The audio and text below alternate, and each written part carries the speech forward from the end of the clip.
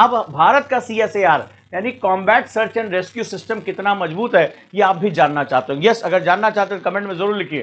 तो भारत का, अगर भारत के सामने ऐसी स्थिति आ जाती है, भारत के आसपास भी बहुत तनाव फैला हुआ रहता है, तो CSR सिस्टम भारत का कितना मौजूद है और क्या हम दुश्मन की टेरिटरी में जाकर इस सर्च ऑपरेशन को कर सकते हैं, जरा इसके बारे में देखते हैं। तो अब हम बात करते हैं, भारत का भी होता है एक हमारा पॉलिसी है, नो मैन लेफ्ट बिहाइंड। और आपने देखा होगा कि हमारे तमाम जो विक्रम बत्रा सर थे और तमाम हमारे, वो अपने साथ के घायल सैनिकों को उन्होंने पीछे नहीं छोड़ा, भले से अपने प्राण त्यागने पड़े, शहीद होना पड़ा, लेकिन ये हमारी सबसे बड़ी हमारी सेना की पॉलिसी है, वायुसेना की पॉलिसी, कोई सैनिक पीछे ना छूटे, नो मैन लेफ्ट बिहाइंड, ये हमारा प्रिंसिपल है।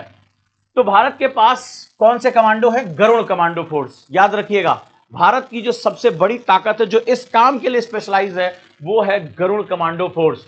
इन्हें दुश्मन के इलाके से पायलट को सुरक्षित निकालने की कड़ी ट्रेनिंग मिलती है। ये इसी के लिए जाने जाते हैं। ये कहीं भर भी किसी भी कठिन परिस्थिति में उतरकर रेस्क्यू करके चुपचाप साइलेंटली निकलने की इनके पास जबरदस्त ट्रेनिंग है।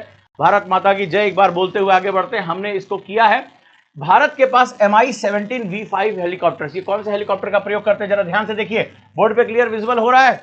तो ये जो यूज करते हैं वो होता है Mi-17 V5, ठीक है, जो बेसिकली रेस्क्यू ऑपरेशंस के लिए हवा में होल्ड करता है, आवाज कम करता है, वेपनरी सिस्टम इसमें बहुत सोफिस्टिकेटेड होते हैं, बहुत जटिल होता है, सर्विलांस सिस्टम इसमें लगाया जाता है, इन सब चीजों की जरूरत होती है इसमें। तो ये अगर वहां पर मंडराता तो ये लोअर स्टेज पे जाकर वो क्या होगा, वहां हवा में स्थिर हो सकता है, ताकि जो हमारे योद्धा है वो नीचे उतर सके और वहां से आगे जा सके।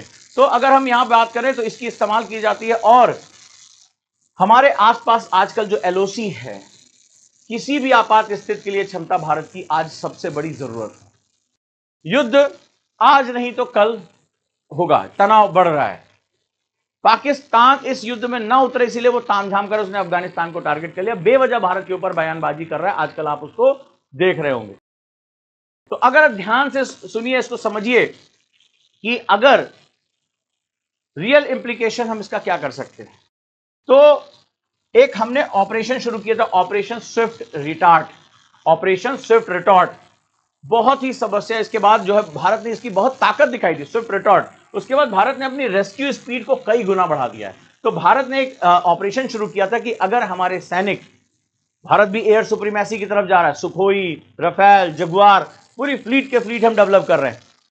ऑपरेशन सिंदूर में हमने अपनी पावर दिखाई थी, 39 मिनट्स में हमने सारा गेम चेंज करके रख दिया।